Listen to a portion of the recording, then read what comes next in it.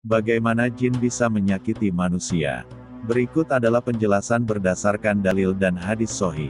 Syekh Abu Bakar Al-Jazairi berkata, sesungguhnya fakta yang menyatakan bahwa bangsa jin menyakiti manusia tidak bisa dipungkiri berdasarkan tetapnya dalil dari Al-Quran maupun As-Sunnah dan realita-realita yang pernah terjadi, kalaulah bukan karena tirai-tirai penghalang dari para malaikat yang diperintahkan Allah untuk menjaga manusia, niscaya tidak ada seorang pun yang selamat dari gangguan jin dan setan.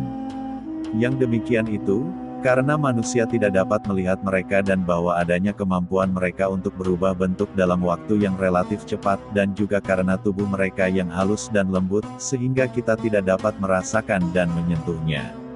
Dari sini dapat diyakini bahwa sebagian jin menyakiti atau menzalimi manusia, apakah karena manusia itu sendiri yang mulai mengganggu atau menyakiti mereka dengan menyiramkan air panas kepada mereka atau mengencingi mereka, atau menempati tempat tinggal mereka tanpa sadar, sehingga mereka membalas dan menyakiti manusia.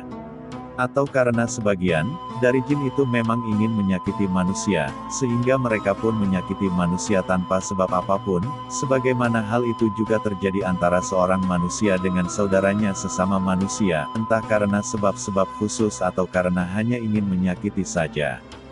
Hal ini dapat kita saksikan pada kehidupan manusia yang rusak fitrah, lemah iman dan akal serta keinginan mereka sekarang ini.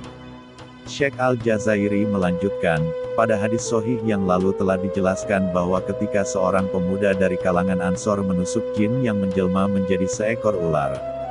Ular ini belum akan mati sampai jin melakukan balas dendam kepadanya, membunuhnya sehingga pemuda tersebut menemui ajalnya seketika itu juga.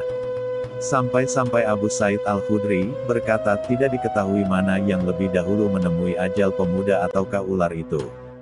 Karena kenyataan ini sudah populer dan diketahui banyak orang, kami tidak perlu bersusah payah lagi untuk mencari bukti dan dalil lain sebagai penjelas.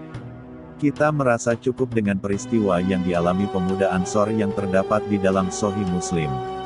Lebih lanjut, Abu Bakar Al-Jazairi berkata, kami akan menyebutkan peristiwa lain yang terjadi di dalam rumah kami sendiri sehingga membuat kami cukup merasa sedih dan berduka.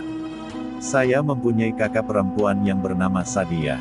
Ketika masih kanak-kanak, kami mengikatkan tali pada sebuah dahan pohon kurma yang kuat dan ditarik ke loteng rumah dengan posisi kami yang berada di atas loteng. Pada suatu ketika, tatkala kakak saya menarik tali tersebut, dan dia tidak mampu menariknya, maka ia pun tertarik tali itu dan terpelanting ke tanah, sehingga menimpa salah satu jin perempuan. Jin itu merasa tersakiti karena tertimpa kakak saya. Maka jin perempuan ini melakukan balas dendam kepadanya. Dalam mimpinya, jin ini selalu menghampirinya 2 atau 3 kali atau bahkan lebih setiap minggunya. Lalu dia mencekiknya, hingga kakak saya ini menendang-nendangkan kedua kakinya, dia juga meronta-ronta dan bergerak ke sana kemari layaknya seekor kambing yang disembelih. Dan dia tidak berhenti-berhenti kecuali setelah dia seperti orang yang sudah tidak bernyawa. Pada suatu ketika, jin ini berbicara dengan terus terang bahwa dia melakukan hal ini, karena kakak saya pernah menyakitinya pada hari itu, dan pada tempat ini. Jin perempuan ini senantiasa mengganggu dan menyakiti kakak saya. Jin ini mendatangi kakak saya ketika dia tidur saja, hingga berlalu lebih dari 10 tahun berlalu dia pun membunuh kakak saya dengan siksaan yang tidak mampu dia tanggung.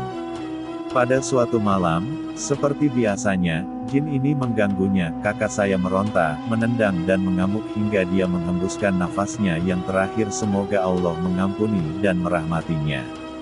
Amin. Peristiwa ini saya saksikan dengan mata kepala saya sendiri. Sedangkan orang yang menyaksikan langsung dengan mata kepala tidak sama dengan orang yang hanya mendengar. Saya sebagai penulis katakan, inilah yang disebut para ulama dengan istilah kesurupan jin. Adapun mengenai hakikat dan cara mengobatinya, ini yang akan kita bahas pada konten berikutnya insya Allah.